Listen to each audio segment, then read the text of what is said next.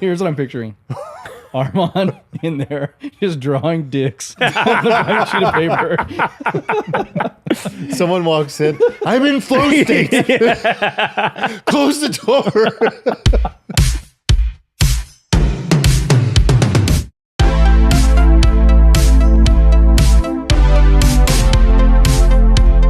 All right, we're back, everybody. Happy New Year. Welcome back. Welcome back. We just had our social conversational fluffer come in, warm everyone up. Thank you, Adrian. And he just left us, so we're ready now. Pissed me off. Yeah, Armand's getting fired up. Armand's heated. It's good. It's perfect. Yeah. Happy New Year's, boys. Happy New Year. New Year, new you, eh, fellas? Hey. We should probably figure out if this thing's working, because Well, you know, the we haven't good done news this in a is while. We have a professional in our studio today. Alan Bryce is in the building. He's in the building. What's up? He's He's here. making like side calls to make sure everything's working. This is incredible. The assistant producer's on the line. I would love to turn the camera on him, but I'm too scared to touch anything. Don't fucking do it. Yeah. So, you guys enjoying your year so far? It feels like it's simultaneously too soon, but also like it seems like I've been in that doldrum of holiday for way too long. You were there for quite a few weeks. You had both sides of the family. Oh yeah, visiting. I texted you guys out of like pure frustration. I said, I need to get the hell out of here. I'm gonna get in the car and drive. I'm gonna drive away. Take a road trip. Yeah, both sets of parents Did you? in the house, and our house is only 3 bedrooms. So, Mina and I were on the floor in the nursery Ooh. With JoJo. with JoJo, which wasn't bad. But I just think that having both parents around you As all a the time, 40-year-old man. as a 40-year-old man, it's just like there are limits. Yeah. That's tough. Everybody has limits. And you did it for a while, right? Like it was like Yeah, it was like a 10-day plus. Ooh. It was a lot. Did you get some journaling in? You messaged us that you were texting us Yeah, instead of from. going on a long road trip, I journaled. You journaled, but you had to lock yourself in a room so you can get some silence I had and to alone lock time. myself How long in. were you in the room? Yeah, my journaling sessions go way too long, like 2.5 hours. Feels like Like once I start, if I get past the initial, well, then I can't stop. I just keep going. here's what I'm picturing. Armand in there just drawing dicks on a blank sheet of paper. Someone walks in. I'm in flow state. Close the door. It's all fake. It's all a ruse. This guy got a book deal. Just drawing. 2.5 hours? Never look at my journal. 2.5 hours a day? Never look at my journal. No, for that session, it was built up. It was built up brooding. I got that big ass calendar we talked about last episode. Just 3 weeks ordered ago. mine. Yeah, got it. Have you filled it out? Yeah, we filled it out. Like Yessie and I went through like top moments of the last year, things we liked, and things we wanted to for sure have happen again. And we kind of like got some weeks and months spaced out. Okay, so with it like this early into the year, you can't put anything like work related really unless you have a conference. So it's like trips you want to do. Yeah, well, a lot of it was like it actually was a lot of trip based stuff. But like even a little road trips that we do, those are on there. Yeah, it's not like intraday stuff. Like you want to go to the gym every day. It's just like, can you block out these big things that you want to do? Yeah, things you look Aspirational. forward to. Yeah, Okay. I think it's so critical. I can't wait for mine to arrive. I got 2. I got the big ass one and the kind of big ass one, Cool. the medium one. The guy who created the calendar, I realized was like a serial entrepreneur, very successful guy. He had like a video that YouTube just randomly showed me after I bought this thing about his process that he went through. And he does these every 2 months. He does these micro adventures that are like little 2-day, 3-day things. Love these. I love those too. And then he has his Misogi, which we'll talk about later, which is like the big thing, your kind of year defining, potentially life altering thing that you do once a year. And then every quarter he tries to add a positive habit. So, and it came with the order, it comes with like a little guide on on the big ass calendar. Yeah, on the do it. Okay, so here's what I was going to ask you guys. You guys are big, powerful, busy folks, and you have like Thank you. Go on. total reliance stop, on your stop. calendar. I understand. Stop some more. What's it? Yeah, I've always wondered what it's like to But like a guy like not me, live in a just calendar. just a little guy like me, I like to be spontaneous. You know, I don't really necessarily always like to just abide by what my calendar says. You're retired. That's what I want to do when I retire. Bro, there's plenty of room for spontaneity. I mean, you fill out a few trips. It's like, a couple weeks out of the year. There's plenty of room. Nah, That's what I'm wondering. No. That's what I'm wondering. Are you slave then to this big I'm an ass absolute calendar? slave. No. I'm an absolute slave. This is an honest man. I'm No, an you mean your absolute actual slave. calendar? I'm also a slave to my actual calendar. We talked about this. We talked about what semi-retirement would look like, and I said my life would look like no calendar almost most of the time. So I'm going to stay with the that. big ass calendar is about creating these lighthouses Yeah, this is a in your little life that everything else moves around. The big ass calendar is different. So the big ass calendar, let me Big ass just, calendar is like, I want to do this 6 times this year, or I want to make sure that I hit okay, the let me desert just this year. guess And what Nick's big ass calendar looks like. White spaces throughout most of the months with like 4 things on there. What would those be? 4 trips. Yeah, exactly. Road trip, a couple trips. Yeah. I got like a few business international trips, and I wanted some few international personal trips. Yeah. And then I wanted some adventures with you guys too. Oh my God. I turned 40 this year. This is a big one. Wow. Gross. I'm finally going to be cool like you guys. Yeah, you kind of just, No. this is life. Fuck. You Not get, kidding. you get pretty fat. Look at Wow, Nick. you guys are real positive about this. Look at him. Look at how you Look get. at him. His sweater's making him I look was skinnier. excited. It's just like when you become a parent, they're like, yeah, it's great. Come on, man. Yeah, there's like bags under the eyes. Miserable. Join the sick club so I have someone else to laugh at. I just listened to Peter Diamandis talk about living to being 150, and it's all going to happen in the next 10 years. You know, Dario Amade says we're going to double lifespan in the next 10 years. We're going to need more He's money. extremely- You sure you're retired? Or no, 150? we're not gonna need money in this world. Okay. Universal high income. Universal high income. This is Elon's new thing. That's Hold on. Universal high income. This is like a new topic that we did This not is literally discuss. like money is no object for everybody. Sure. Yeah. Yeah, that sounds reasonable. Well, we'll talk about it. It's I interesting. don't think we will. What were we talking about right before? Oh yeah. Big ass calendars. Yeah. Well, anyway, I got to plan my year too. Mine's on the way. I have some adventures I'm going to propose. Okay. Yeah, I talked to our never our did mutual friends. Havasupai. Yeah, that's why I asked you about it. I just wanted to like Falls. understand what months The it would window's potentially like go into. now-ish. Like But soon. also September, October. I No, would it's love like to do that spring. one. It's like you book it now to get in like March, April. Because if you go summer May's too into late. like Grand Canyon, you're going to be swelled. Yeah, You're gonna I die. think May was the Yeah. last good month. Okay. Should my 40th be there? Yes. Yeah. That's Oh You've my God. actually brought us along I some totally forgot. amazing. That was my plan. I was like, if we don't go, then I would do it for my 40th. Okay, I'll put it on the calendar. Okay. I also put some if I One don't- more thing to put on your I business put some calendar. birthdays If in I there don't too. write that down right now, it's never gonna happen. All right, well, write that down. Let's give a shout out to ZBiotics. So go to zbiotics.com/alfalfa. Use the code alfalfa at checkout to get 15% off the pre-alcohol. The pre-alcohol was a little saver for a lot of people during New Year's. I Please just believe. got some more because I have a conference coming up next week. By the way, won't be here, guys. That's your notification. Next week? Next week, I'm out. What are we going to do? I can guarantee you that I got the notification.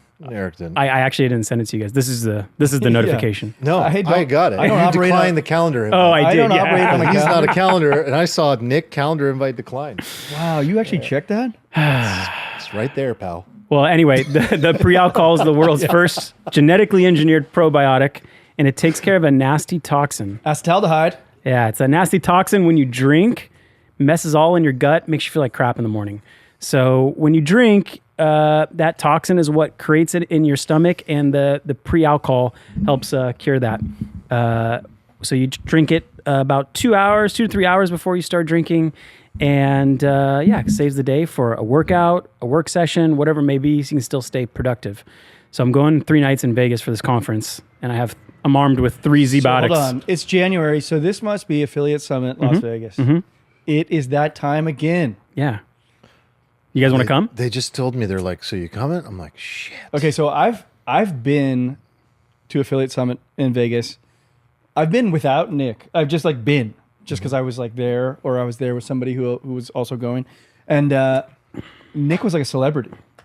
It was like a situation where he was like walking down the casino floor, and everybody was like taking photos of him. No shit, the fuck and, out like, of here. trying to shake his hand. But during Affiliate Summit? During Affiliate Summit. okay. And- Well, it's a conference that like I don't know. It's like a marketing conference. It's if you have a product. It's a These weird. guys are veterans. They've been at it for 20 years. Yeah, and it's just also a good excuse. They're known to in the s- boroughs. to see all of your work friends. You know, you have colleagues in work that you don't really hang out socially. You don't live in the same city. In these 5 boroughs, I'm known. I'm known. It's really just like a cosmopolitan. Does it do his shoulders go back when he's in the Yeah, Caesars? I shoot the cuffs. Does he ever look at anybody and go, fuck you wearing? It's fucking jeans? Is it like a fucking rodeo? Okay, so that conference, Jeans at Caesars? that conference is kind of notorious for flexing on each other, right? Like, I hate that. Yeah. so yeah. everybody has like their watch on, and you gauge how successful somebody is by what watch they're wearing. How many bath bombs do you sell? Yeah. I mean, I want Nick to speak, but like I feel like I'm giving a good preamble here because this is like a real thing. What you mean, like the flexing? The flexing, and the fact that you're like a celebrity in this space. No, definitely not. But there is like a weird thing that goes on where you're trying to size people up because you meet someone, and me and my buddy Justin used to always say everyone lies at these things.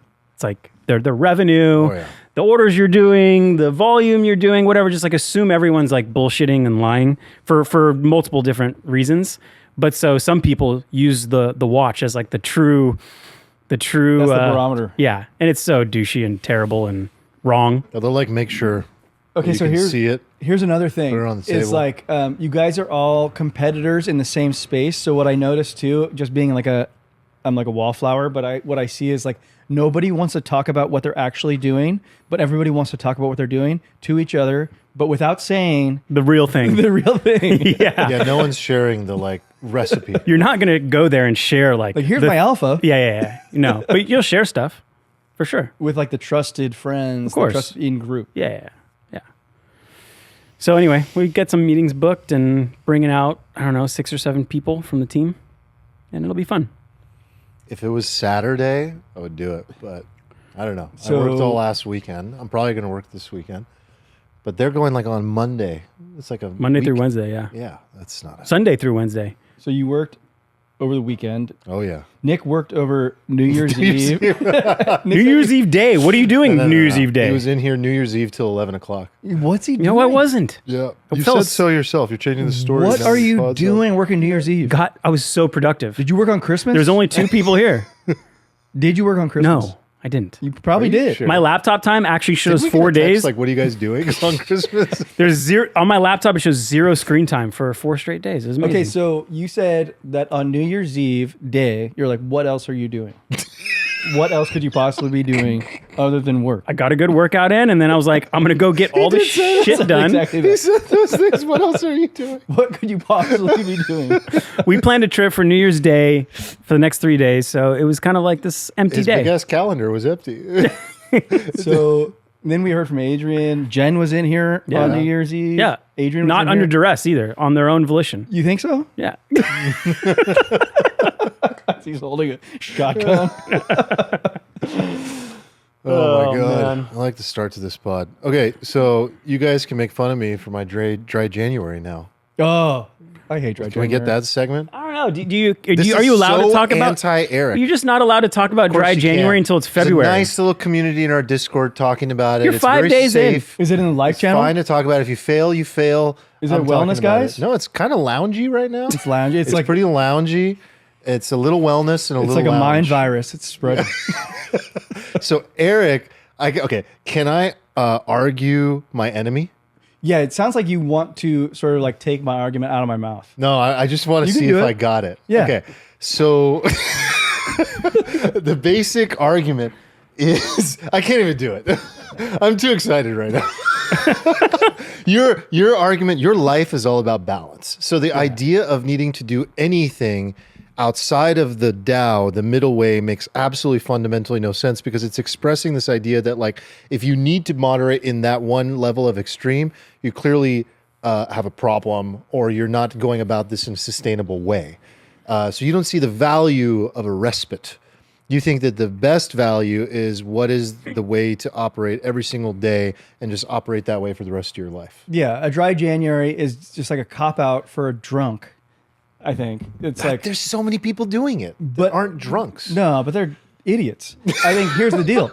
If you want to stop drinking, then stop drinking. But don't stop drinking for 29 days or whatever and then just be like, yeah, I'm going back to my old ways. Like, if you don't want to drink, then don't drink. If you want to drink, then drink. But don't just use this weird time on the calendar to say like, oh, this is this thing I'm doing. It's like, no, it's stupid. Yeah, but it's a good, culturally acceptable time. It gets a little people some momentum. Couple months a year. Sober October, you know? You just made that up. No, that's definitely a thing. Okay, argument 4. First of all, recalibration requires a pause, a stop, to be able to reassess. There's so many benefits to this. So, if your goal is to recalibrate, say instead of drinking 2 or 3 times a week, it became a thing where you were drinking 3 or 4 times a week, or 5 times a week, or Steven was posting in the lounge today, like, yeah, I went through this. I was drinking a lot for a while. Like, I don't want to say exactly what he said, but he was sharing, right? And like, in order to stop and recalibrate, you have to like fully pause and go in the other direction. I agree with that. That's like number 1 because it's hard to go and find that middle way from any version of any extreme. You kind of have to stop, be able to assess it objectively, and then enter in with a new set of rules. Like some of the people in the Discord were talking about like, yeah, during this break, like it's making me think about like, okay, maybe I don't have wine in my house anymore. Or maybe I have a new rule when I come back where I don't drink at home, I only drink socially. Or Matt Metzler had this really great idea where he was like, I only drink if I have a ZBiotics. And I have a ZBiotics coming in, 1 shipment, 6 a month. So I get 6 drinking days a month. That's the smartest thing And I was I've like, heard. that's genius. So I was like, okay, I'm going to add that to my toolkit. So you need time to recreate your toolkit. Now, if I knew I was never going to drink again because I had a problem, I would just say, I wouldn't say dry January. I'd say, I don't drink anymore. Yeah. But I don't have that problem. The other reason is health benefit, like just simply giving your body a break. Agree. I think there's obviously a health benefit. They're big time. Yeah, I understand that. I think you just don't need to like surround it by this idea of dry January. I think the other thing that I find like repulsive is this thing where people go through a dry January and they're like, oh my God, my mental clarity, my energy, my sleep. It's like My skin. it's like you didn't change anything. Like nothing changed. Nothing changed. Great. You don't like the performative part of it. Yeah, it's like the pageantry that surrounds it. Is Pageantry. like I'm okay the post. Post, that's fine. See, a lot of people end up staying off of whatever they stop. Well, if that's your desire, that's great. And then they end up realizing how much better they feel. So they're not lying. Like they do feel better. I think there is a little bit of like maybe confirmation bias that's built inside of it where you're like, oh, I did this effort, so I should get a result. The result is that I feel mental clarity. And it's like, did you, or does it feel the exact same? Probably does. It doesn't feel the exact same. Waking up at 7 a.m. on Saturday, fresh as a dove, ready to tackle the day, feels a lot different than waking up hungover, Okay, I on agree. a normal Saturday. I agree. But like, if like you At don't have 9, like a alcohol moderation problem, then you might have had drinks on Saturday night. But if like come Monday morning, you didn't drink Sunday because you can moderate your alcohol intake, you're sober on Monday, you feel also good. No, not necessarily, dude. Like that's the problem with 30s, and you guys 40s probably gets worse, right? It's like you get You wouldn't know, like pal. You wouldn't even know. You get 1 or 2 drinks and you're hungover. You get 1 or 2 drinks and you're hungover. Like when we drink on the pod, I wake up hungover no matter what. Well, actually, because of our friend that I, have in my pocket, like that helps me wake up feeling a lot better. But without that, I would have woken up feeling terrible every single time. And I still don't feel 100%, obviously. It's like that can be 2 drinks and it can do that to you. Anyway, I think the point is about health, break, recalibration. But the thing that I did stop forever, not dry January forever, is the fucking Zins, man. Like, and that was the most brutal first, like the 4 days of this year were Like a so brutal, bro. period. So brutal. Like I tried to do it. So it's been 6 months and it started for fun, Seen these guys. I just do it. showed Let me Nick on his try phone. one. By the way, I switched the camera over to Nick on his phone, just completely. I'm pulling up something that's relevant. No, he's nonplussed by the combo. He's just like, No, he's fuck looking this. for. I'm gonna keep doing my He's zins. looking for something. I know what it is. I know what it is. He's got a comment on this, but yeah. So you start with one, never have a second one. The moment you have a second one, it's game over. Like that's how addictive this shit is. Yeah. Anyway, got to a point where I was like, oh, I need this every day, and then tried to stop, and it was so painful. I think this was in like October, and I was like, oh shit, this is going to be really hard. Like I got to be really ready for this. And I thought about it. Do I do it cold turkey? Do I wean it down? Do I whatever? So I was like, no, just come January 1, I'm done. But dude, the first 3-4 days, anger, Really? brain fog, extreme anger, irritability. Yeah. Didn't want to talk to anybody. Couldn't even listen to anybody. Couldn't process what anyone was saying. I was just like, I don't know what you're saying. I can't respond. Like it was, and then it's kind of like I had a concussion once. It reminded me of that. Where it's like your brain, you want to say it, you want to do it, you want to understand it, but you can't even like process what's going on to respond. So then that feel like this a that lot in lack of life. processing Hold on. then makes you more frustrated, then makes you angry about not being able to respond. Anyway, that went like 3-4 days. I made sure to supplement. I made sure to do things I looked up like help regenerate, dopamine again. And, So wait, how deep were you into this game for this withdrawal to feel so severe? every day, like 4, 5 a day. How did you get here? Because What do you mean? you were such a moderator of substances. He was like, the I mental, would never get addicted. well, the mental, I'm just being open about it. The mental, like, the moment I realized I got addicted to it, I'm like, okay, this is real. I gotta get out of this. The benefit is like incredible. Like You get a short-term benefit. sharpness. Yeah, but You then get this, like, a eventually burst. you need more. And you start to it numbs out, and you need higher milligrams and all this stuff. It's like, okay, this is a very slippery slope. Did you find yourself going to the 6 milligram? Oh, yeah. Oh, yeah. baby. Dangerous. You know what you're doing. You're just creating... You were doing that? You already know all this. You're I just didn't know you went creating- 6 milligram. Yes, you do. Double barrel? Triple barrel. Suppository third? I'll be the open one. You guys don't have to share. I'll do it for us. No, I have the addiction. I'm Okay. very certain that I'm addicted. But my addiction is like 1 in the morning, 1 in the afternoon, and I feel pretty good there. I feel like that's fine. You can stop it too. Sometimes, like on podcast days, I have no governor. Yeah. No governor. But on most days, I I mean, don't there's- need it that much. There's a can a day guys here. Yeah. yeah, we all know these guys. So anyway, feeling good about that. Took 3-4 days, but yeah, I think like just seeing the impact it has on you to withdraw for me is enough motivation to be like, yeah, should not have this. I think it's a great move. Yeah. So feeling good, feeling clear. You mentioned sleep earlier, I think when you were talking about drinking. I just saw this thing that I thought was fascinating. So Stanford researchers just released this thing called Sleep FM, and it's a AI model, and with 1 night of sleep and hook you up to all the sensors possible, they can accurately predict 130 future diseases up to 93% accuracy. I bookmarked this too. You did. I Saw it. I saw it. And yeah. so I went through the PDF, and I'm like looking, and it's finally at the very bottom of the PDF, but it's an open source like model. You can get it off GitHub.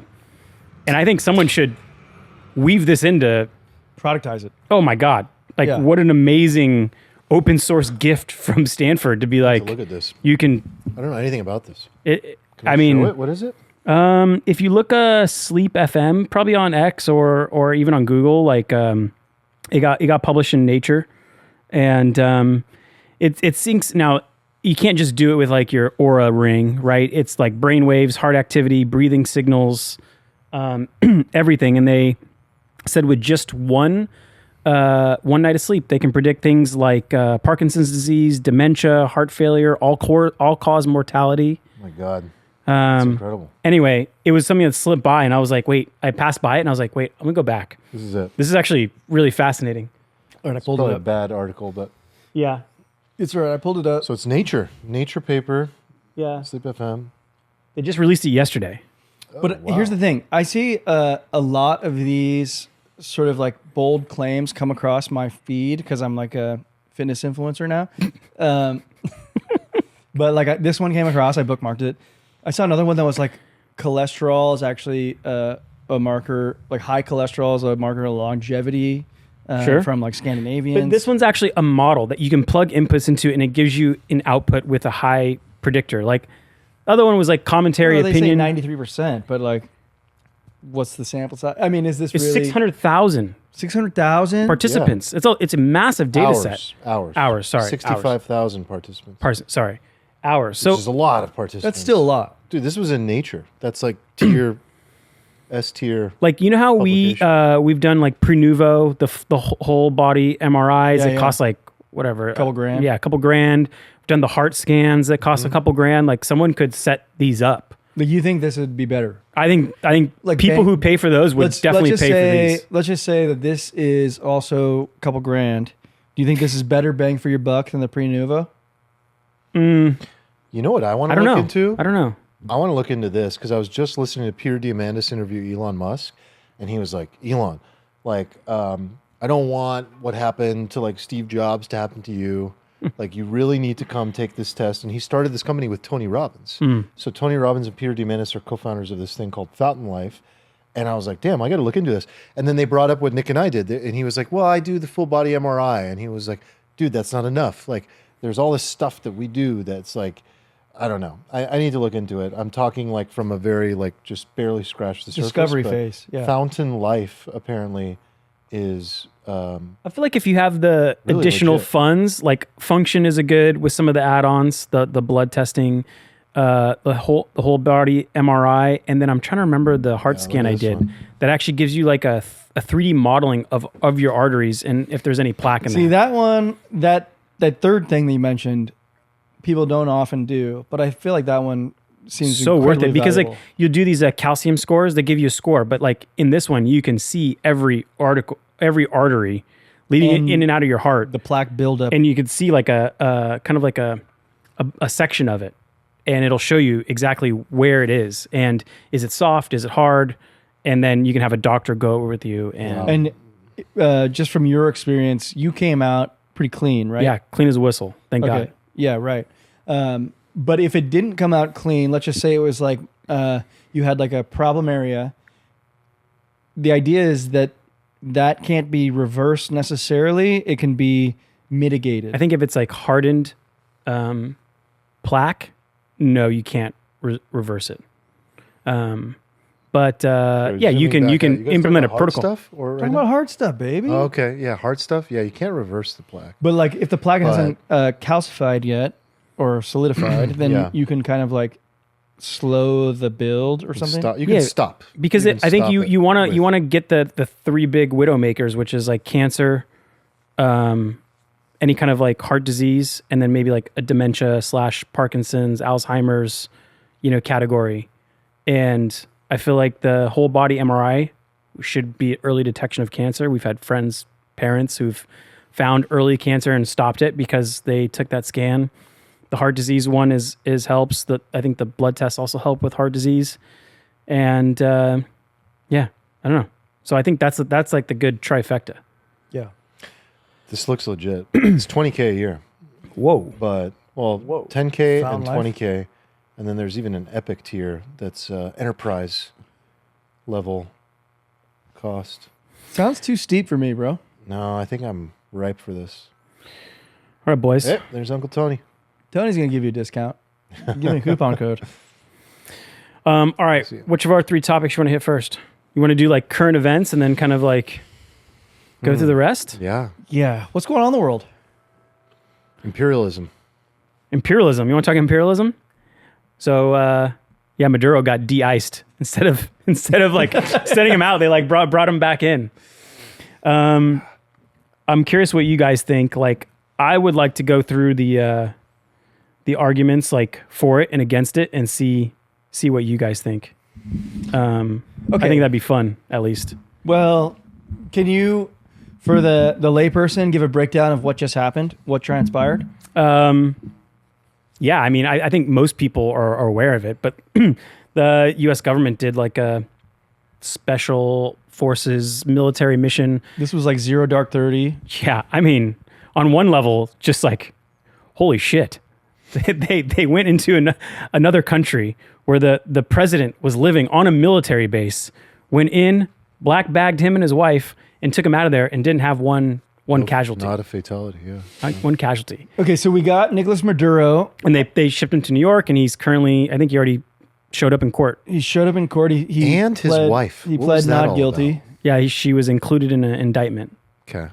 Okay. Or if you want to go conspiracy theory later, we can go there too. Happy to hear that. I didn't even know that this was an angle, so I'm like thrilled by this. Okay, so yeah, this is like that synopsis is basically like where I stand on my knowledge. Okay, because this is like where I stand on political knowledge at all times. This is like this is just like a standard. Well, for me. you can participate in the should we or should we not or what's going Well, on, right? Yeah. I think like I can also give a high level response from people who don't follow politics very Yeah, what well. was your like when you saw it? You're like, Okay, what was your initial reaction? two things, very simply. One is like, so they got Maduro. They got Maduro, and it wasn't just that. They got Maduro, and they said that the U.S. is probably going to start to like run Venezuela, or at least bring in some like oil companies to handle that part of Venezuela. So as a layperson, I'm just thinking like, seems like we just came up on a lot of oil. We meaning America. So like when I say we, I say America because we're American. So I have this angle to it that seems like, well, this is probably good if you're American because you just got a ton of oil. But then I have this like moral angle that's like, but how did we acquire that oil?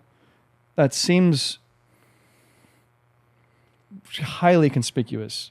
We've acquired it how we always acquire. We acquired it how all great empires have always acquired Knock, knock, resources. knock. Here comes democracy. It just looks different now, and people freak out more about it. But this is how it's always been done. Can I give you the other side of that argument, just so you're aware of it? Like, about 100 years ago, the U.S. oil companies came in and invested billions of dollars to like build the Venezuelan oil industry from scratch. And let me guess, the powers that be in Venezuela said, "Thank you for building it. It's ours now." Yeah. So sometime in the 70s, they nationalized it all and said it's now ours. So I think one part of their argument is like, oh, we're just taking it back. Well, that changes the game. I mean, that does change things. They were compensated. A lot of the oil companies were compensated for nationalizing it, but there's still like open lawsuits from the 70s that like, Venezuela supposedly owes, I forget which company, like $9 billion. We're talking about the moral angle of it. Yeah. I think the American angle, that's like the angle that we live in and exist on. I think that's probably net good, right? Sure. Well, hold on. I have a question about that. If we're like looking at it from an American angle, I'm looking at this thing. I actually want Nick's opinion on this because like I don't think about this very often, but you read like Internal Affairs magazine and stuff. Like my question is like, when we take Venezuela, essentially, this is like the players on the chessboard making their moves, I think, where like Putin wants to take Ukraine, China, Taiwan. Like are the players sort of making their moves? You mean like, is this like a end game scenario where everyone's making their like pre-final, the penultimate moves? Maybe, or I was thinking like maybe this is like we anticipated that like Taiwan is going to get taken, so we're just trying to like get what we can. Like let's just get Venezuela. Yeah, I mean, there's multiple things there. You could say it's like you're resecuring your supply chain, like you're getting the resources you need. I think there's arguments against that that's saying like, in order to do Venezuelan oil, for the oil companies to go into Venezuela and produce the oil, I think the break-even price they need is like $80 because the infrastructure is so like fucked up. But we built it in the 70s. You mean in the 20s? The 20s. Yeah, in the 1920s. So it needs a lot of work, and I think the break even on it is like 80, and oil is around in the 50s. So how are you going to? I'm sure Trump. Okay, so hold on. He's going to say if his oil's coming in, they're like, there's other places in the world I can go get more profitable oil. Okay, so this is huge. I think this is like a very important for the dynamic. Like Venezuela was or is like very rich in terms of natural resources. Mm-hmm. But you can't really like, first of all, you got to monetize those resources. Right. And if you're just selling like, you can't just sell your crude oil from the dirt, from the ground. Right. You need to process it. Right. This You is need to what get it you're out of the dirt. You need to process it and then sell it, refine distribute it. Yeah. Yeah, and I mean, before the 70s, like Venezuela was probably like a, I don't know, mid-tier wealthy country in South America. And since then, like GDP has collapsed. Like the whole economy has collapsed.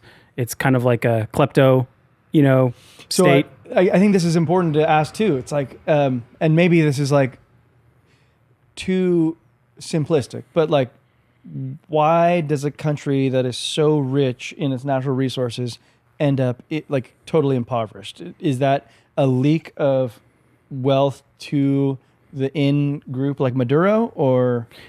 Yeah, or you could just say they nationalized it and it didn't get run correctly. Like I think it's like a classic socialism versus capitalism argument that it ruined everything. You could argue the same thing's going on in Iran. Yeah, exactly. Yeah. Let me give you guys some of the pro cases of why this is good for America, and then we can go to the con cases because I think everything you mentioned like touches some of these. So one is the oil, the economic opportunity. Sure, that's like got the largest oil reserves, something like 300 billion barrels of oil the largest on Earth, right? And they have the types of oil that we don't necessarily produce. Like the U.S. is the largest oil producer in the world, but they have the types that we don't necessarily have, but we do have the refineries for. So it kind of like is a good little puzzle piece. But there is the part where I don't know if it's actually necessarily, it backs out on an IRR basis for oil companies at the price of oil right now. Oh, I'm sure it does. So that's a big pro though, right? Reduce migration pressure. So like a third of the Venezuelans apparently left the country and they went into Colombia, and it caused the domino effects, right? And some of those people have ended up in the United States. So when you have like mass migration, it causes a lot of social and economic problems. So, that could maybe stop. It gives a signal to like authoritarian regimes that, you can't just like rule like a dictator, that we will come in. That's a big one. And get you. The one big one that I think is what the administration was trying to go for is it's a center of adversarial influence that's a 2.5 hour flight to Miami, right? So you have China, Iran, Russia involved with Venezuela. It's a little too close for comfort. Yeah, I mean, like I'd kind of push back against that argument. Like China gets 5% of their oil from Venezuela, so like, is it that big of a deal to them? Like Russia has like a military agreement with them, but it's like very, it's almost pageantry, right? Like they supply them some weapons, but none of the agreements said, oh, if Venezuela gets attacked, we will defend you. It's not a defense agreement, right? So it doesn't really have a lot of teeth. And then Iran can't do shit to actually help them. It's more like, hey, we kind of share the same enemy. We share some ideals. So like we're kind of aligned with you. But proponents will say like, hey, they're 2.5 hours away. We don't want people in our hemisphere have like a launching ground for our enemies. And then ideally you could have those. Another pro benefit was like the exiles of Venezuela can come back and like rebuild their home. So those are the pro benefits for the U.S. Mainly oil, less migration, and then less adversarial influence in your hemisphere, like a couple hour flight away. But I think there's more bad. Why this is bad for America. One argument is like it's a dangerous legal precedence, but like I actually don't assign that much. Like people reference international law. It's like, the fuck is international law? Like who are you going to go cry to, and who's actually going to hold the U.S. accountable? Well, I think let's just go through it, but I have comments on all of these. Yeah, I mean, one thing is that we're obviously saying like might equals right in this scenario. Yep. We did because we can. Yep. And they did it very, very well. And I think like this kind of gives an encouragement for nuclear proliferation, right? If you're a country and you're like, shit, the biggest, the baddest can just push around the weakest. So if I'm Venezuela, like we didn't do this to North Korea. Why? Yeah, exactly. Nukes. Can't. Yeah. Can't. right? So, and I think it actually encourages, Agree.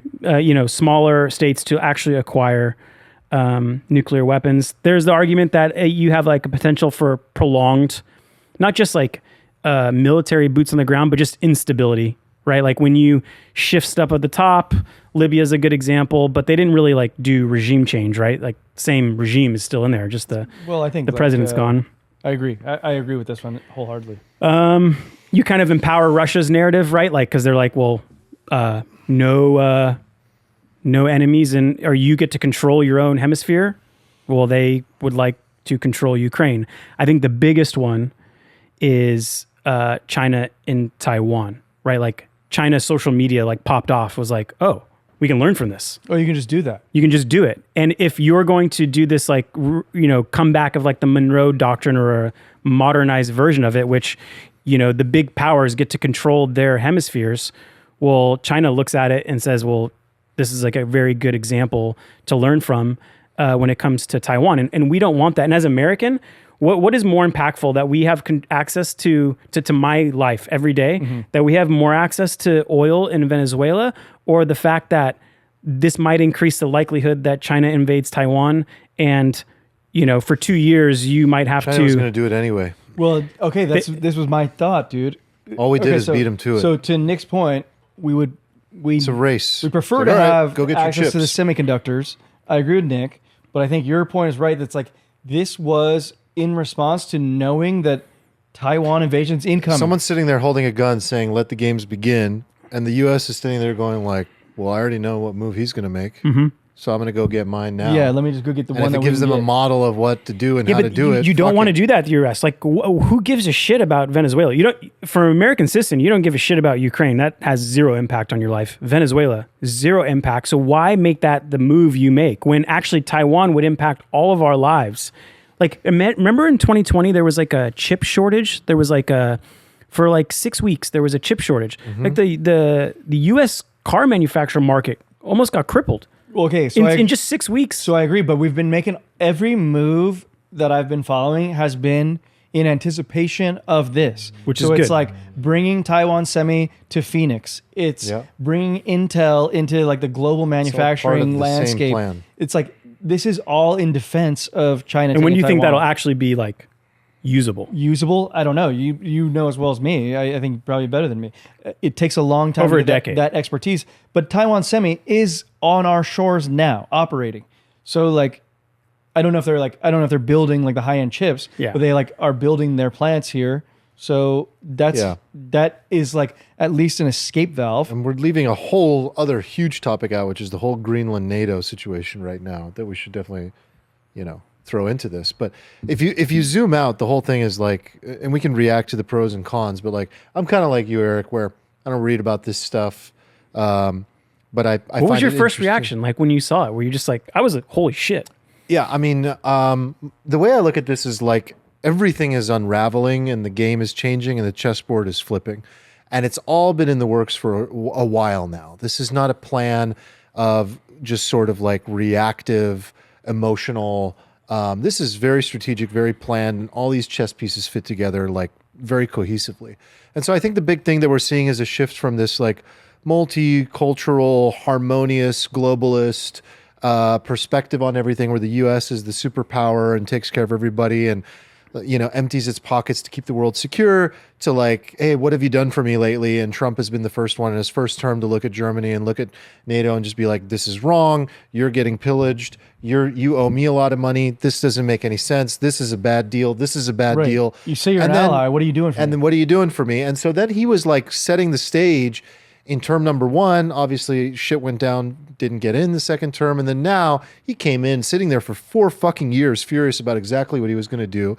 Takes it 6 months to a year to get going. And now he's in that position where the plan is being executed. And what plan is being executed? I think this is all about imperial expansion, resource accumulation. And I didn't take it seriously or literally enough when he said America first. When I first looked at this, I think my reaction to some of this like interventionist stuff was like, wait a second, this isn't America first. And then it only took me like 30 more seconds and I was like, oh my God, this is like super America first. Like everything he's doing is about, okay, I know the moves you're going to make and you're going to make, and I have to accumulate as many resources on the chessboard as possible. And then that's why he's even claiming things like the Greenland move yesterday where he threatened military action, which could end NATO. Okay, and hold if on. he ends NATO, all he's doing is benefiting himself and America, and Europe is the one that loses. Before we go to the NATO thing, I do want to get to that. No, I do want to get to that too. I think the question I have on Venezuela, because I'm so naive to this game, right? But like what I've seen before is like we go and like, what about Afghanistan? We go into Afghanistan, we're going to put democracy into here, and those were lies. Okay, so they're being open about what they're doing. Okay, now. so that was one of the most fascinating things about it. He's like, we're here for the oil, and like we want to end this migrant crisis. So what I want to just understand, I guess, is like this is different this time. Different. This is self-serving. We want to go there. We're not spreading democracy. We're going there for their oil to make ours. We're going to topple. Not to like serve you at all, really. Yeah. But in a way, it's serving you because you get rid of Maduro and you get rid of like authoritarianism. No, the same regime's still in power. Well, yeah, because Maduro is a part of a party, and Right. the party is still there. Right. Well, guys, I mean, power. Define power. Like we're in power now. We're in control now. Maybe. Like Maybe. we have a say at least. Maybe, you but know. I think this is important. They might even too. be using our dollars. No, but it's important too that like Maduro wasn't even like the guy in charge. It was like the party was calling shots, and the party's still there. We only got Maduro. Yeah. Did you know that something's going to change? I think Corby said, pretty sure there were casualties between 80 and 100. I saw that too. saw But did you know that the 66. majority of the people, of the military people guarding Maduro, Cuban. Yeah. And apparently like Cuba has this like a security for oil subsidies, agreement there. So they were the ones who were protecting them. And they're the ones no who got U.S. murdered. casualties. But yeah, I read 66. Which is wild. That is wild. It's clinical. So That's some Mission Impossible shit. This is 0 Dark 30. But I think like I agree with point number 3.A of the pro column that said that this sends a message to other leaders in the world. Like, how about the Ayatollah in Iran? But I'm telling you, the message is like, let the games begin. That is the bigger message. So I agree, and that's a bad message. I agree. It's an inevitability. First order be effect. first to strike. Nah. No, because Absolutely, in a fight, you are be first the to first strike, punch. and then what's happening is like maybe okay. To your point, Nick, is like why Venezuela. It's not about why Venezuela. It's like the games have begun. Do you have your plan? Are you ready? Because I know my 4 next moves. I'm going to get the Ayatollah out. No. I'm going to take Greenland. I think I'm going to threaten military action to get a better deal out of you. He probably won't do anything militarily in Greenland, but the repercussion of the Greenland thing, if we do want to get to it, the end of NATO is a real like thing here. I'm and saying what that that, like, means who is gives Russia and as China an American get stronger. citizen, who cares about Venezuela? Who cares about Greenland? Like, you care about Taiwan. Like, that's all that matters. yeah, Taiwan's a big one. But how like if What do you're you want them to if do you're playing about it? civilization, you just get the territory that's close to you. You Get the expand things close. you can do. That's bad for us. Venezuela's not bad for us, but China having Taiwan, very you're saying- bad. You're Okay, saying how do you want to stop No, that? you're saying let the games begin is bad. But what Armand is suggesting, which I agree, is that the games had already begun. Yes. And if we're just going to sit and be reactive, that's worse. Games are happening subversively in the background, and now it's like, game on, everyone. Yeah, We're being obvious. I'm about saying what we're starting the doing. fire gun was a bad idea. Okay, well, either way, it was going to happen. I don't know. I don't have an opinion on that side of it. And maybe it will happen. And maybe if China's smart, they'll just be like, we'll wait for them to build semiconductor capabilities domestically, and then we'll take it. Yeah, because then we wouldn't fight. And then you don't fight. Right. And like, we honestly does the United States care that Taiwan is a democracy or not? We don't Who give gives a shit shit? about that. Of course, the U.S. doesn't care about who's a We democracy. just want to get the We're best, semis, friends with baby. we're best friends with the Saudis. Like, that has nothing to do with it Yeah. anymore. That has nothing to do with it. It has to do with deals, money. That's it. I did find people like commentating on TV. It was just like breaking their brains that he was like, "We're here for the oil." They're like, "He's not even doing, thing anymore. democracy, and he didn't even do regime change. It's just for the oil." And he's like, "Yeah. It's for the oil." I saw one guy one commentator who was blasting Trump goes, "All he wants to do is get the oil and get the gas prices down for American citizens." And it was like That's his like his dig. angle. And it was like, yeah, he said that. Sounds pretty That's good. it sounds like Like, pretty as an good. American, it sounds pretty good. That's what I was saying at the outset. It's like if you're going to be an American with a take, that sounds pretty good. I do want to talk about Greenland because what I want to talk about let's is go back like, there. look, this Greenland thing is a huge. I don't think you guys understand. I have not what an comprehended. Existential crisis this is for Europe. I have not comprehended this Greenland topic yet. Look, like first of all, they just think this guy is the majority of the world.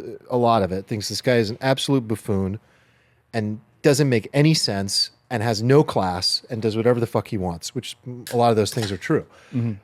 But they don't understand the deeper part of like what some of these. They think it's like 10-20% of Americans that support this guy and like what he's even up to. And so the fact that he's even like threatening military action to go take Greenland is just like insane to both Greenland and Denmark and everyone in all of Europe, because it's also like, wait a second, if he does this, this is like basically an attack of an ally and another ally, and that would spell the end of like the NATO agreement as it stands.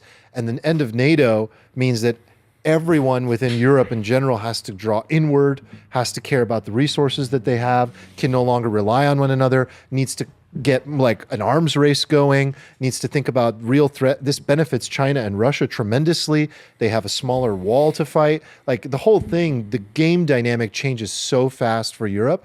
And like this is where I think back to some of the stuff that I've heard like Peter Zion talk about, where he talks about the dark ages of Europe and how bad it's going to get for Europe. I'm like, oh my God, it's happening. Like if some of these things happen, this does get really, really bad for Europe. Okay, so I understand the ramifications of Greenland with NATO, and I understand the ramifications with like NATO dissolving.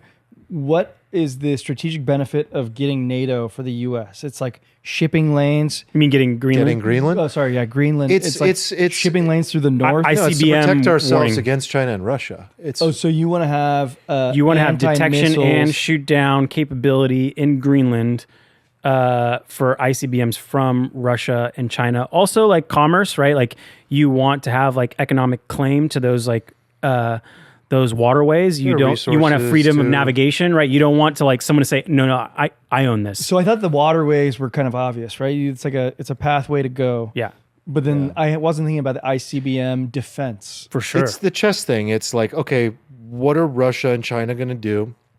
And what resources do I need to win this game? So America First policy would suggest that Greenland is the next domino to fall to the And red, why white, do blue. you think he suddenly has an opinion on the protests in Iran? Because it's time. They protested Masa Amini, and that was what, 4 years ago? And I was like, oh my God, guys, I think it might finally fucking happen. But guess what? There was no U.S., nudge, right? Because these people were all dying in the street and they don't have guns. They couldn't pull it off again. It's happening again. I think as of today, like 80 people have died. And Trump has said repeatedly, like, if they start killing these protesters who are peacefully protesting, we're coming in this time. We're going to do something. But why? What was the difference last time? It's because it's time. The time has come. And they want the Ayatollah out. They want a friendly partnership with this rich country in the Middle East that has a lot of resources, a lot of smart people, and it could finally happen. So these are all part of the moves that I think are unfolding. I think Polymarket gives it like 35% right now. Ooh.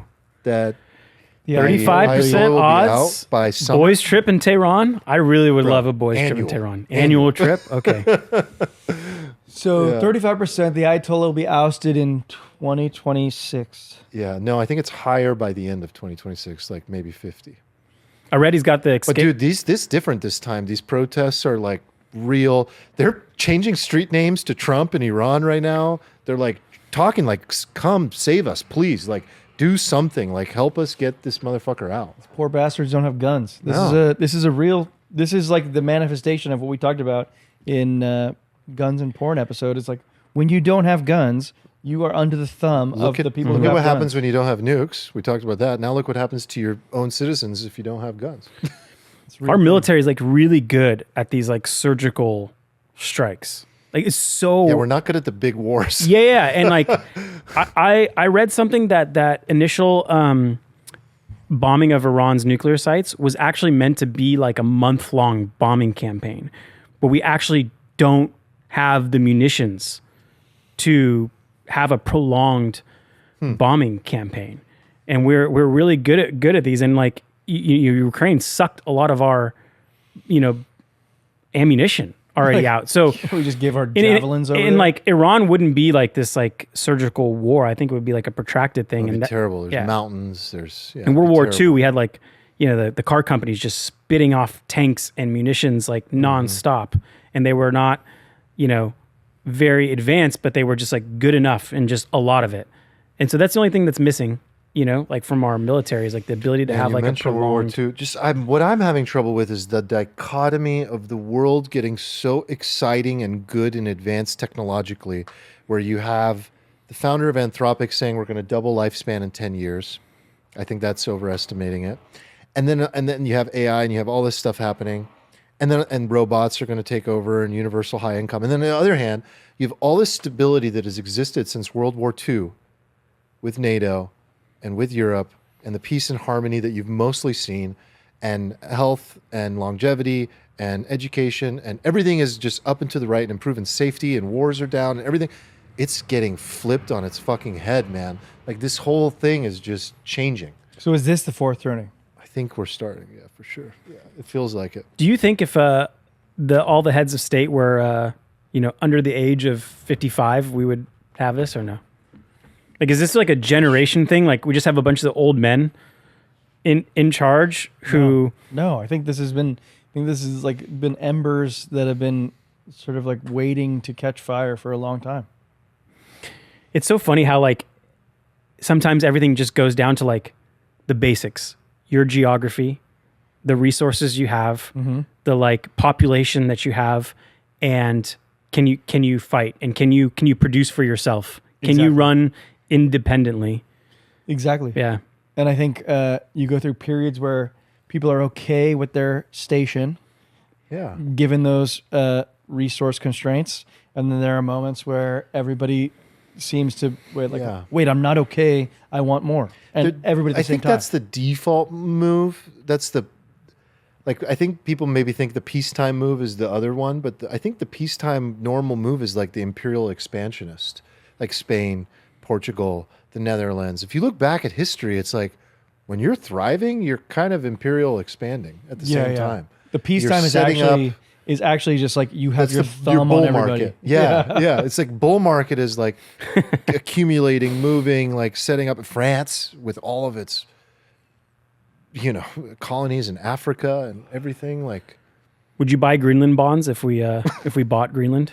I haven't thought. Got to finance it somehow. I haven't thought about that yet. Buy your Greenland bonds. I hope Venezuela becomes a nice, safe place to go to. I've always wanted to go there. My real estate might be cheap, but yeah. Oh my God. Okay, so I was thinking about this. The currency in Iran is called the rial, right? Mm-hmm. But there's like a colloquial name called starts with a T or Toman. Something. The tomal, or say it again. Toman. Okay, so right now the conversion rate is like 1.4 to 1 or something. There's like 60% inflation on like food right now. Okay, so my neighbor is a old Iranian woman. She's like, I bought a apartment complex for $3 US. No, she told me this. I mean, this is my neighbor told me. This is like in the past or whatever. And aside from this parable, which she's no bullshitter, man. But she told me that she bought it for that price. But what I'm thinking is, at some point, there would be a killer opportunity to invest. Oh my God, it'd be unbelievable.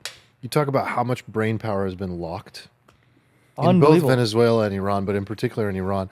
Like, and there's like no engineers being hired, it's like scientists that exist. Gorgeous landscape. Yeah. She's from the north, which is like coastal. It's like, and they've had no money to build it out. Like, it'll be the new Turkey. Like what happened before the revolution was Iran was like, you know, the Paris of the Middle East, like Beirut and Iran, you know, all the Beatles, the Frank Sinatra's, the performances were there. And then boom, Ayatollah shows up, everything changes. But then Turkey takes over. Because Turkey's like, oh shit, they're going back to the Stone Age. What an incredible opportunity to build our nation and bring in tourism. And now Turkey's like this super fun, cool place that people like to go to. It's incredible. I think it'll be the new, like, modern approach to, you know, what we saw Turkey do over the last 30 years. High risk, high reward opportunity. I think it's something I'm keeping my eye on. I don't know. I gave up.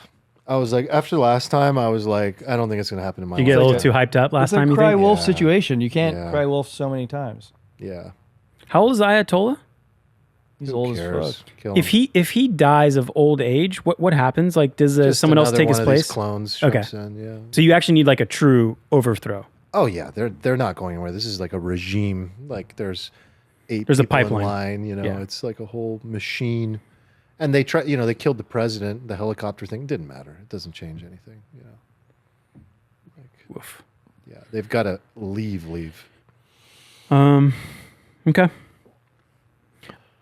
What else did we have? Let's talk about the prison of financial mediocrity. Oh my This god, was- another heavy topic. It's not that heavy. Well, it's related actually. Kind so of. Do you think it's related? It's related to.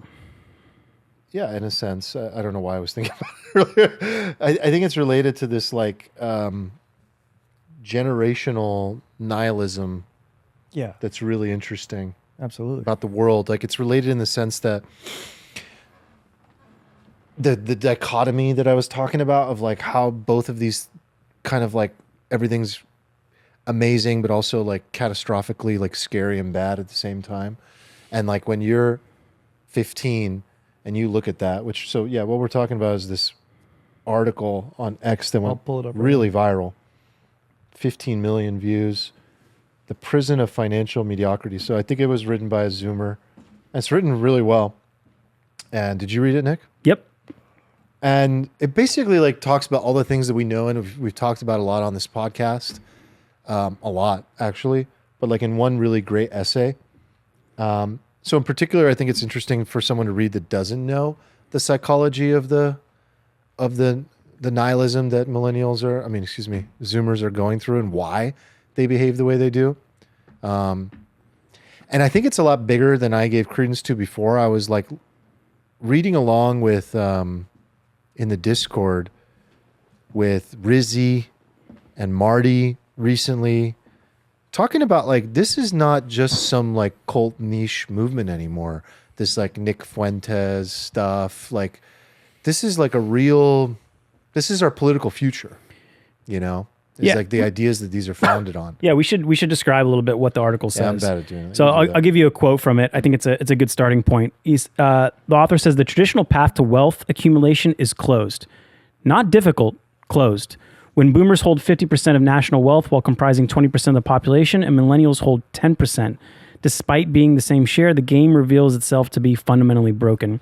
And he goes on to talk about it in like a framework of Maslow's hierarchy of needs. And he says it's like in this weird place where like the bottom rung is kind of solved. Like where like, 80 to 100 years ago, you might have said people grinded because like you needed to get your basic level needs. You need to eat to survive, so you're going to go to work in order to eat. But now like the younger generation, they don't have that problem. Like those are solved. But in terms of moving up the hierarchy, in terms of, financial freedom, meaning, like those are purpose are impossible. And he talks about on the other end, they see why they have to gamble their way to anything. yeah, they see like polymarkets AI would be- coming. Now, not a matter of like if it'll happen, when it'll happen, and take a lot of like white collar jobs. And then at the same time, they have social media where before our reference window was very narrow, right?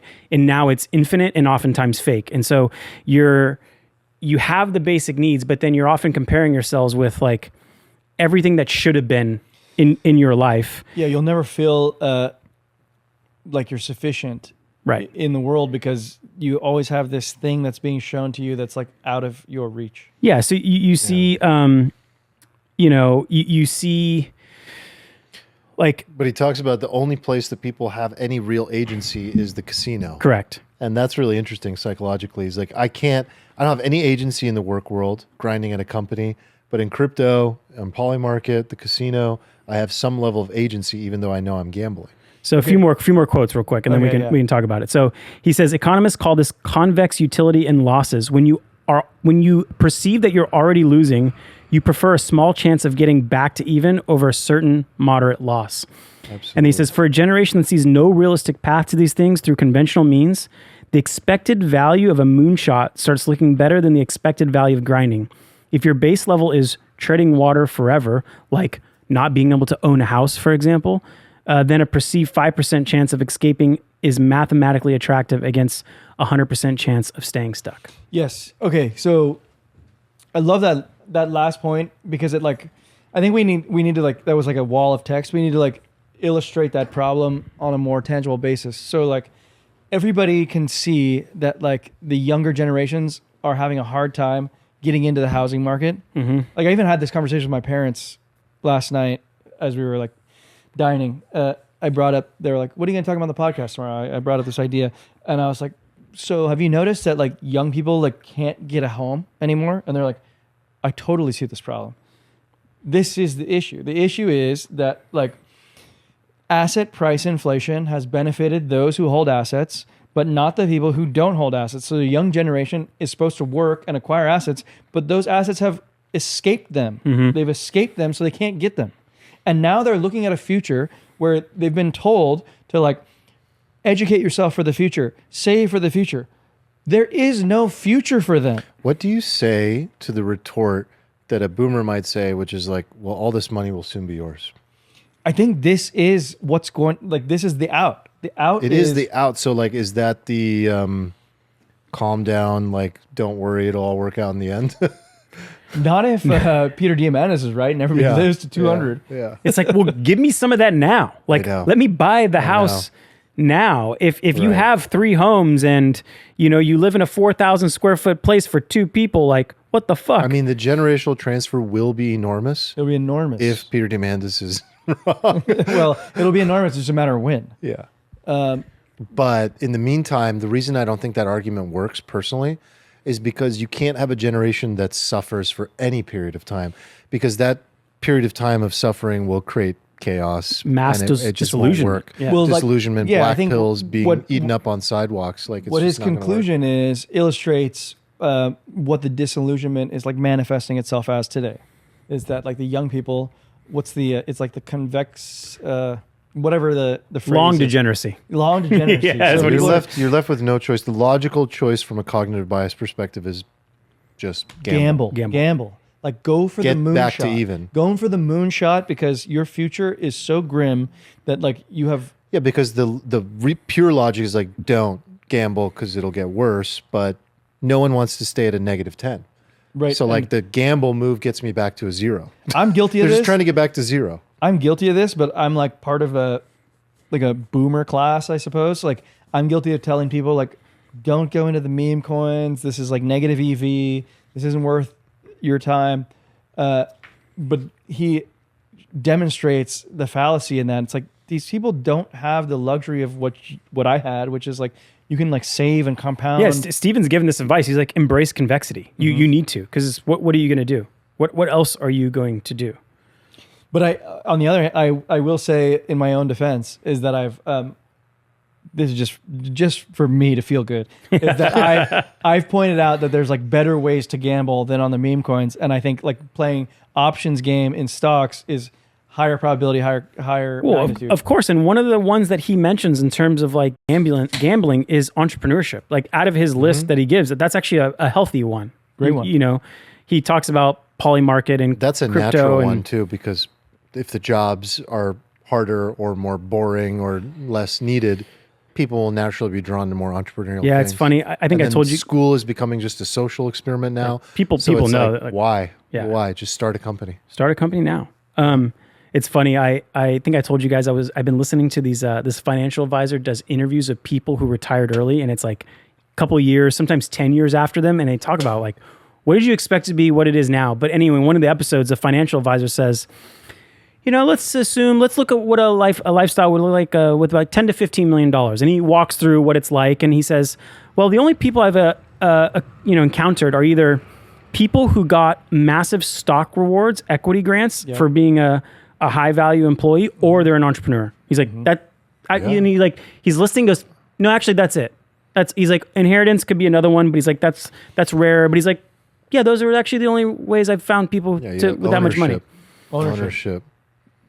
So maybe embrace the convexity, but do it in like a healthier way than. Yeah, you gotta like take educated gambles. And I think you could argue that like for most people, entrepreneurship is actually negative EV. Like Entrepreneurship is absolutely. like just so much survivorship bias, right? You hear about all the successes, but you don't see like hundreds of cases that just are complete failures and loss of money. And I agree. Which of these two options is better EV?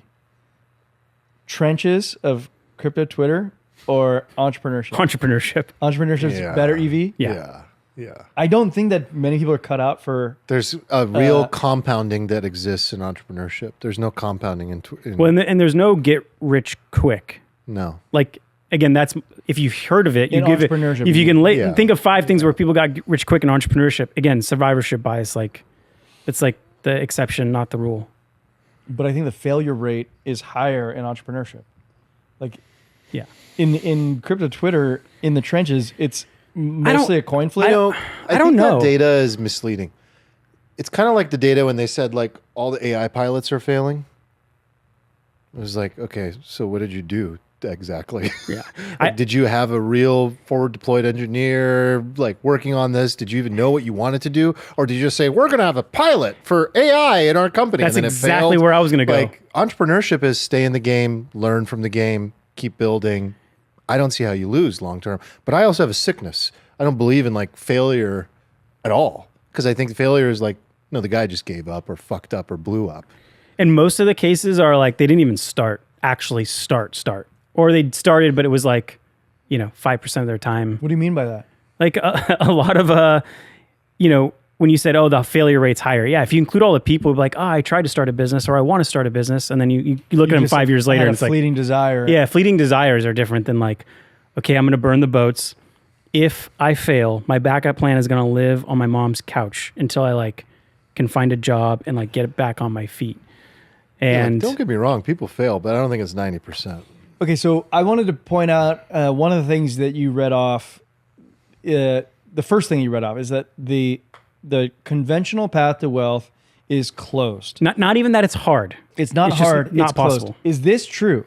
Is it true that you can't go to work for a company anymore? You can't go to work for a company anymore and work your way up the ladder? I'm certain it's not true. That's not true. It's not true at all. You can go do that. You can definitely go do that. I was laughing over like Christmas because we talk about like what would we do if we weren't entrepreneurs, and Nick and I always laughed at our other friend Nick and my brother, like just in tech sales, right? Right. And like they've been in it, they've been accumulating like multi 6-figure incomes, and my brother was laughing. He was like, we were all just talking about it, during Christmas, and I was like, man, that job just seems like, you guys we were laughing about how much he doesn't have to like grind like I do. It's retirement. And makes a lot of money and like has a good balance, right? In his life. He's like, Armand, you would easily make, I think he said $600,000 a year with your comp,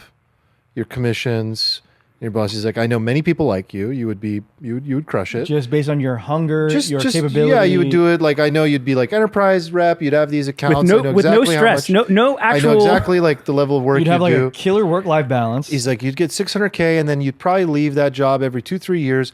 You get stock options in OpenAI and Google, in Truly, all of them, right? you Databricks. You just go collect all the best and then logos. And like you're done. And then you take that and you put it in index funds and you make 15% a year. And how are you not rich as fuck, like from doing that? Yeah. And if you don't spend it all every year, if you don't spend it all and you max Okay, out but your isn't this a little 401k, bit of like, hey, and you we're in our max own out little your Roth bubble? IRA, So this is survivorship bias. Like add up all the employees at I'm those just companies. giving you one path. Like, I'm just giving you one path. No, I think any top 10%, like, and I'm just giving you one path. yeah. And then he goes, but you'd never do it.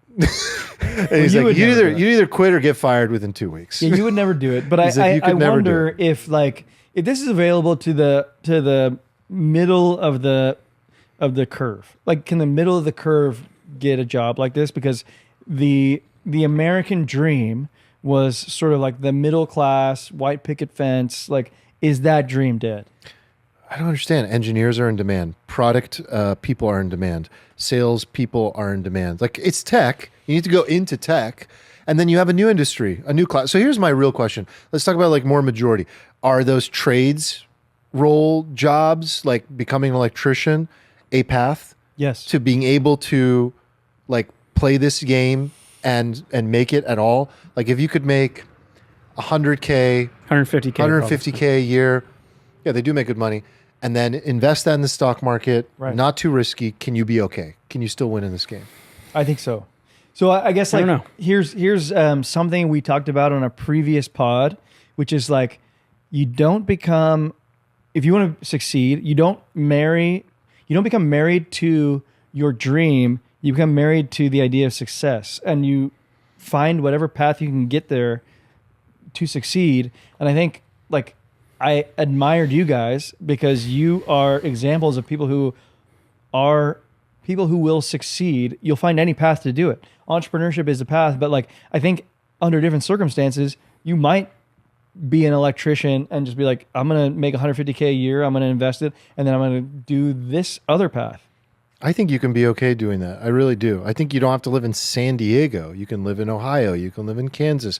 You can make 150K. You can put it in the stock market. And I think it's harder to support a family off of that.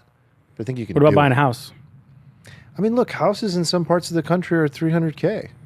San Diego, they're $2 But in million. that part of the country, growing up, like high school, college, are you surrounded by people who are in tech? Like your 50 No. closest colleagues? Like, No, are you you? have to be in That's what I'm saying. 5 Like major cities. middle curve, not in terms of like capability, but middle curve in terms of that particular path that Armand just described. Like, I don't know how many jobs are in Right. that role. Like, Yeah, you can't go enterprise sales. million of or course. under? Yeah, you can't go Million or enterprise under sales, jobs. of course. so But you can do.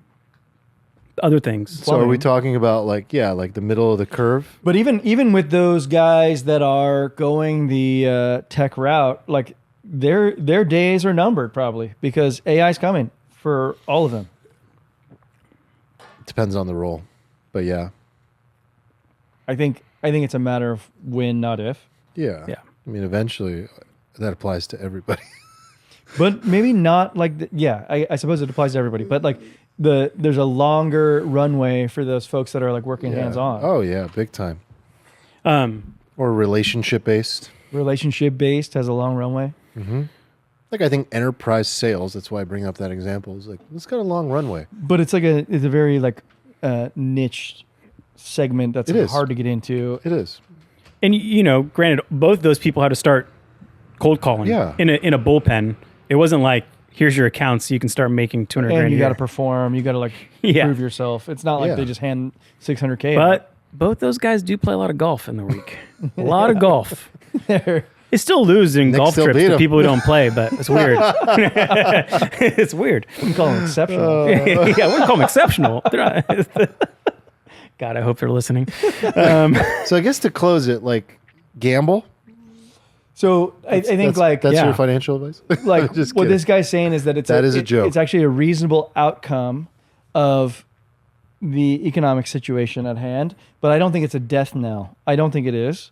I think it is a reasonable outcome. That like it's a reason why people are doing this. I think a thought that I had in addition to what he wrote was it's probably like another symptom of the economy, but like I think what he mentioned was that people are lacking purpose in their work life, so they're sort of like exiting, right? So without purpose, I choose fuck it.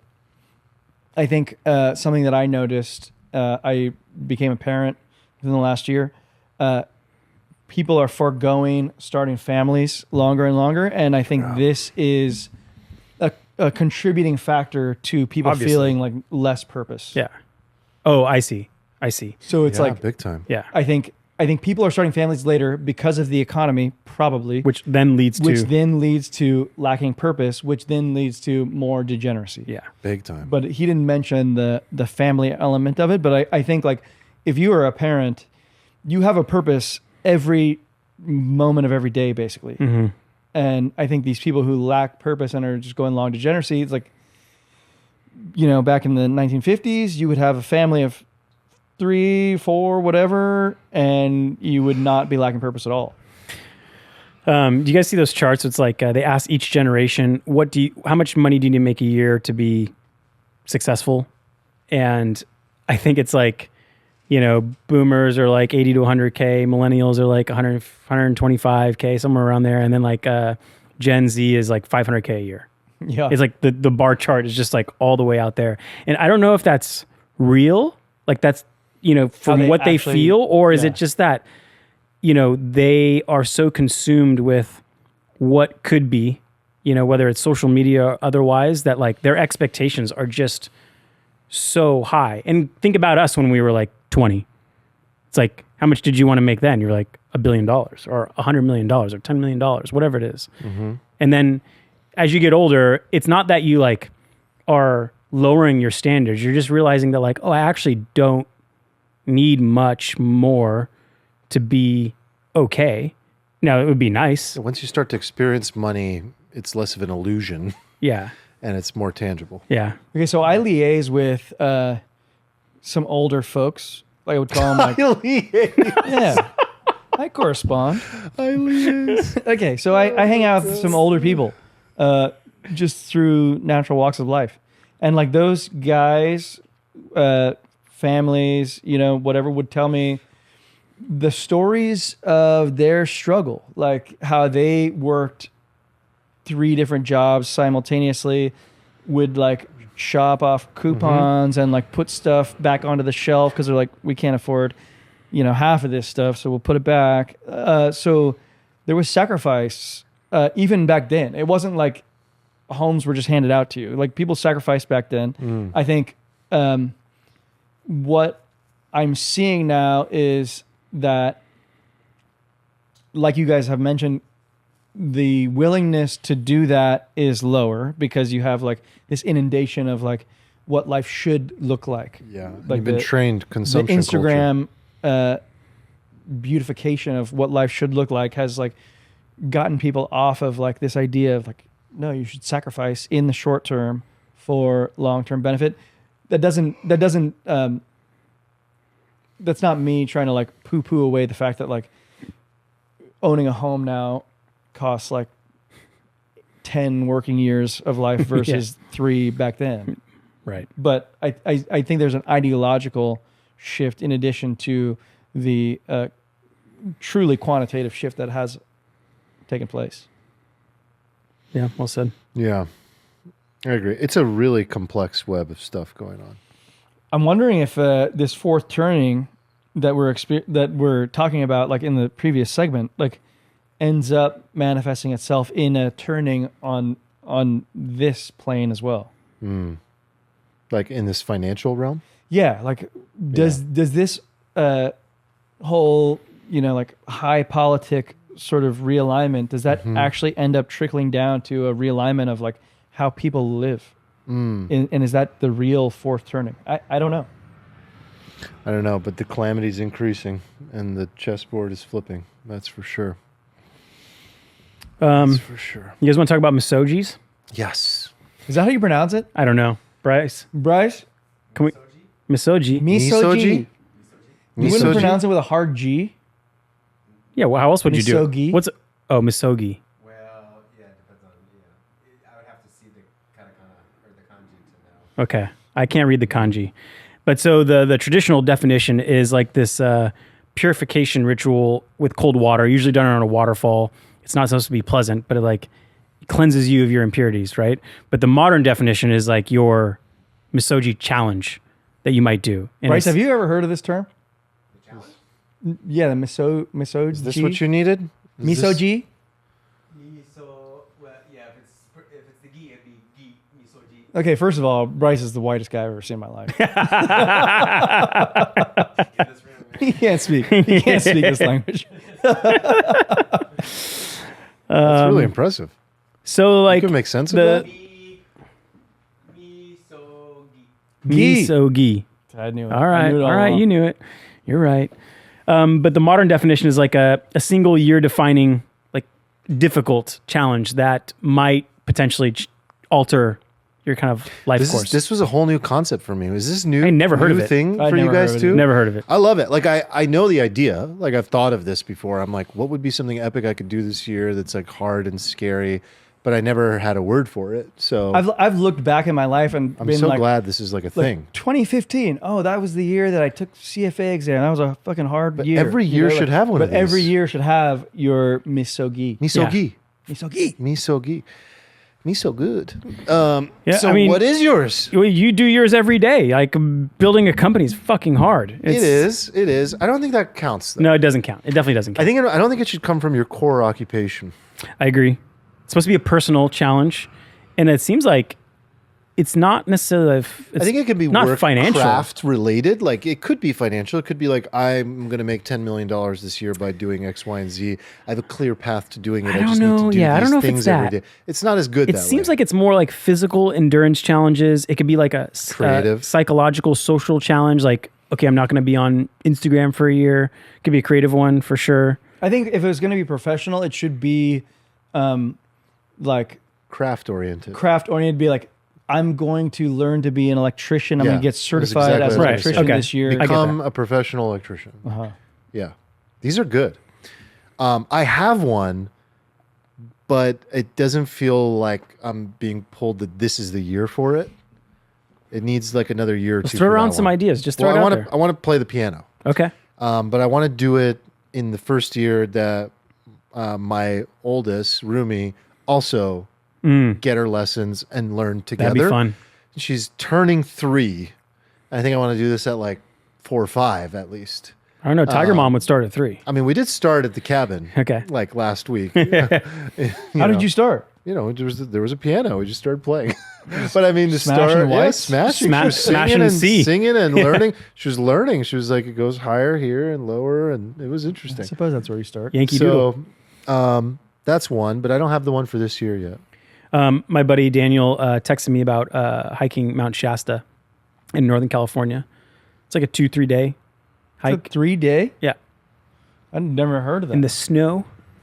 So I've heard of Mount Whitney being pretty hard. Yeah. Yeah. Mount Whitney's, But that's people would knock it out in a day. yeah, it's like a 2-day thing maybe. Or you could do it up and back. Yeah. Here's some examples. You got more? Pick one area. No, just like some general high level. One area that would make you feel most alive if you went all in on it for 6 to 12 months. Body, craft, wealth, art or expression, relationship or community, or spirit and mind. I need more specific ideas. Like the few that I can recall, like climbing Kilimanjaro for us, like that has supplied so many memory dividends. Like I think we've relived Like it one of more, the first ones in here is summit a major peak. more than we actually lived it potentially. Yeah. Is how That's such I've an relived it interesting way to more look than I at it. actually lived it, and it's amazing dividends. Write and publish a short book. Do a talk tour. You could do something like go on X number of like meditation retreats, you know? It's also supposed to have some like risk. Like the probability of you succeeding shouldn't be 100%, right? Correct. It's not supposed to be a guarantee. Yeah, you because can that do would it. like if you run marathons a lot, a marathon doesn't qualify. That's pretty interesting. Okay. Because like hiking Mount Shasta, I know nothing about Mount Shasta. But what I know about hiking is it's just walking. Yeah. Uphill. Unless you need to It's like pretty easy.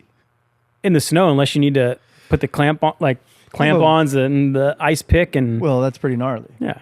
But okay. But you So- go with the guide, like, right? I mean, you don't for that hike. You don't necessarily need to prepare. You just need to be in excellent physical condition. So I'm having a tough time since we even talked about this topic. I'm having a tough time identifying my own because what you'd want is just like the framework that I'm using is that you'd want to look back, you know, maybe like 8 years from now and be like, oh my God, yeah, 2026. That's the year that we did X. Right. And that's all that matters. It's like you just have some memorable thing that we did this. And that was like either the first time you did it or it was like a pivot point in your life where you did that. And for me, I think like, I don't know, I'm in a weird place because a lot of my buckets are kind of full, like professional wise and everything. I think the bucket for me that I'm still trying to figure out, I suppose, is like the parenthood one. Mm-hmm.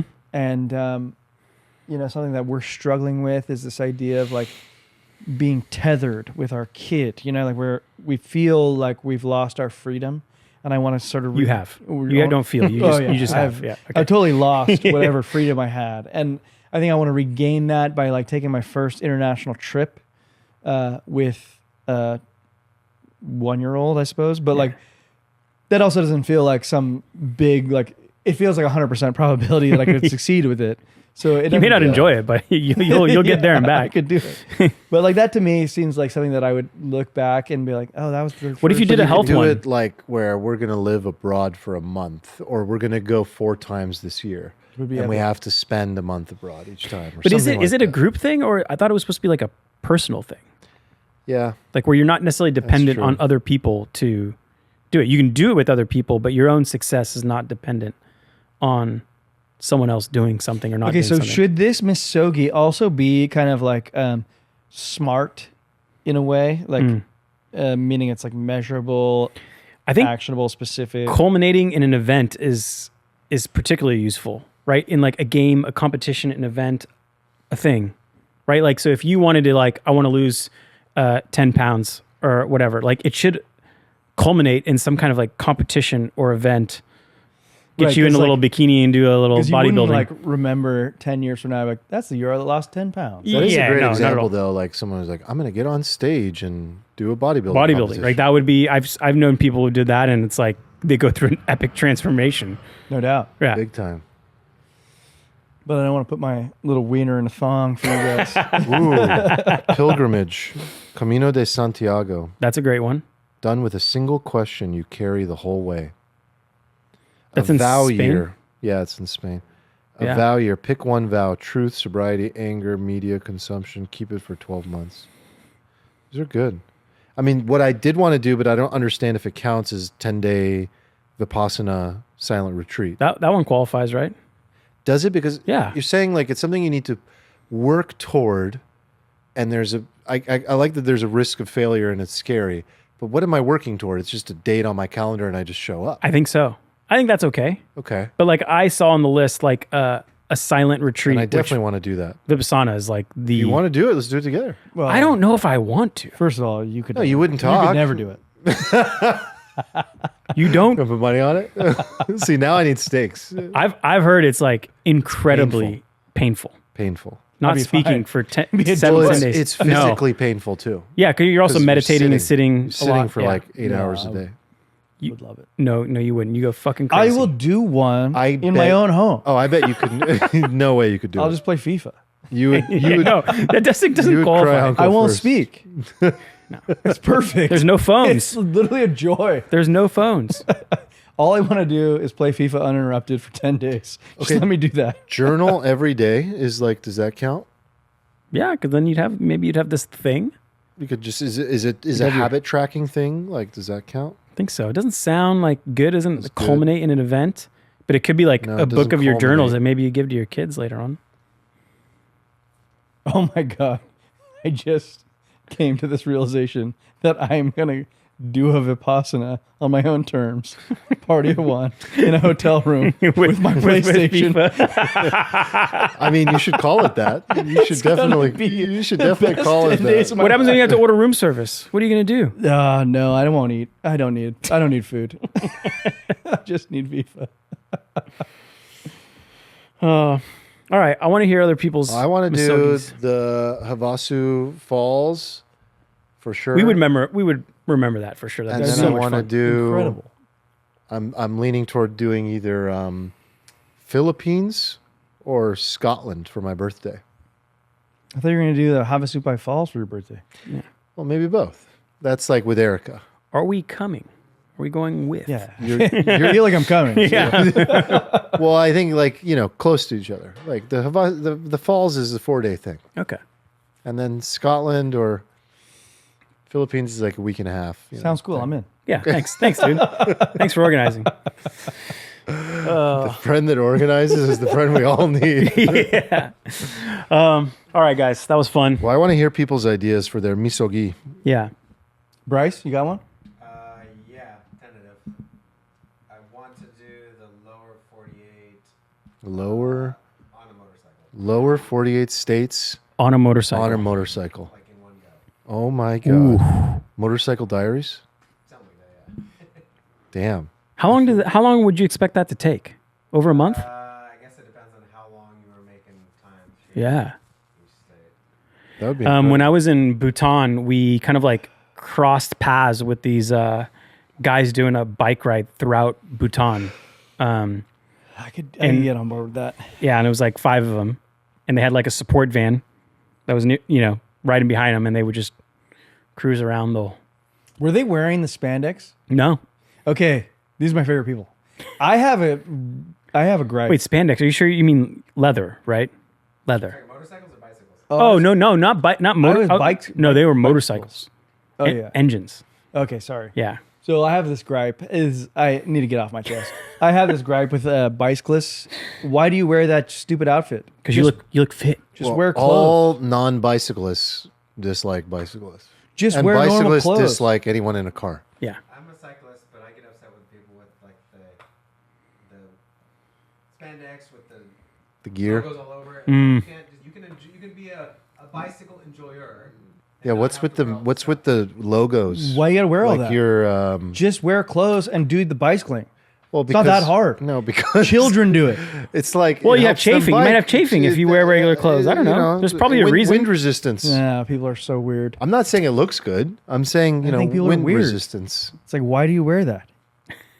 I got a real problem. Would you I get a got butt a pad? real problem. You need the butt pad if you're going to do a Oh, bicycle. absolutely that. Okay, so there you go.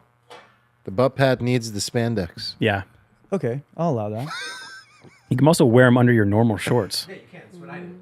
Okay, well, You wear shorts over. Bryce, So I like Bryce. Do you Bryce wear, is back. Bryce do you is wear back in. a butt pad when you're on your motorbike, your motorcycle? Oh, hell no. Okay. Yeah. Kind of goes against the whole Yeah. ethos, I feel like. Jacket, jeans. That would look like that'd look like a diaper. Never mind. Okay. sorry, I just had to get it off my chest. I'm glad you got it out. Yeah, you got it Thank you. off. All right, guys. Good start to the new year. You'll be back next week. Nick will not be. No. No? Nope. What do you think you're doing? Nick is Working. going to be shaking hands with everybody who encounters him. Women are going to be asking for autographs on boobs. Like I've seen this guy. You guys like where- Ronaldinho? I've the- seen him operate in The Vegas. Jensen Yeah, leather dude, jacket. It's insane walking around with Nick in the casino floor. He's Sure. a boob signer? Yeah, it's insane. Dude, that's crazy. People are like, man. you know him? I'm like, I don't know. I could see him being like, okay, Have you seen the video of Ronaldinho signing boobs? No. Oh, it's so good. Ronaldinho or Ronaldo? Ronaldinho. Oh. Ronaldo doesn't sign boobs. Come on. You would love to. Signs dicks. He's Yeah. never been asked. Yeah. Never been asked. Oh, that's mean. He's a great player. But Ronaldinho's a different thing.